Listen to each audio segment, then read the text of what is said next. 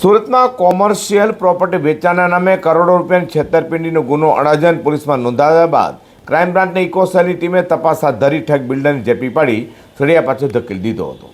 સુરત શહેરમાં મિલકત સંબંધિત છેતરપિંડીના ગુનાઓ સામે કડક કાર્યવાહી કરતી ક્રાઇમ બ્રાન્ચના ઇકોસેલની ટીમે ઠગ બિલ્ડરને ઝડપી પાડ્યો છે।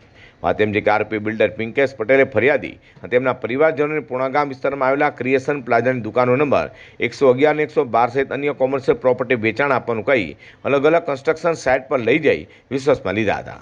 ત્યારબાદ વેચાણ દસ્તાવેજો કરી આપવાની ખાતરી આપી બેંક ટ્રાન્ઝેક્શન, રોકડા રકમ તેમજ ડાયરીમાં લખાણ કરી કુલ 1,70,30,000 રૂપિયા લીધા હતા। જોકે બાદમાં કોઈપણ પ્રોપર્ટીનું વેચાણ દસ્તાવેજ કરી આપવામાં આવ્યું નહોતું અને લેવામાં પણ આવેલી રકમમાંથી 1,61,64,900 રૂપિયા પરત પણ આપવામાં આવ્યા નહોતા। તેથી ફરિયાદીના આધારે અડાજણ પોલીસ સ્ટેશનમાં છેતરપિંડી અને ગુનાહિત વિશ્વાસઘાતનો ગુનો નોંધવામાં આવ્યો હતો।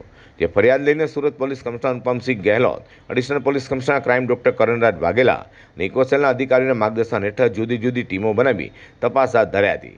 તપાસ દરમિયાન મૂળ ઓલપાડના દેલાડ ગામ હાલ પાલ વિસ્તારમાં રહેતા આરોપી બિલ્ડર પિંકેશ પટેલ મળી આવતા તેને ઝડપી પાડી સળિયા પાછળ ધકેલી દીધો છે। વધુમાં ઠગ બિલ્ડર પિંકેશ પટેલ દ્વારા અન્યોને પણ શિકાર બનાવ્યા હોય, જેથી તેની છેતરપિંડીનો ભોગ અન્ય લોકો બન્યા છે કે કેમ તે દિશામાં પોલીસ તપાસ હાથ ધરી છે।